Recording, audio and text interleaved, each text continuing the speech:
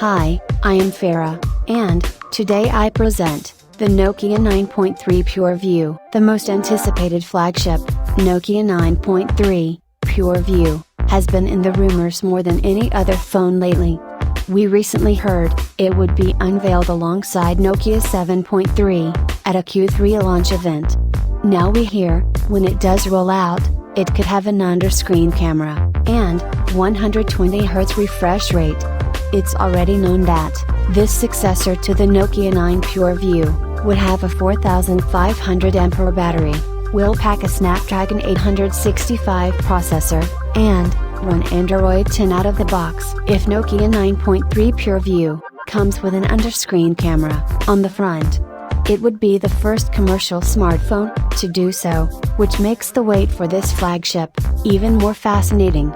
Alongside this, the report also suggests a display with 120Hz refresh rate for the Nokia 9.3 PureView.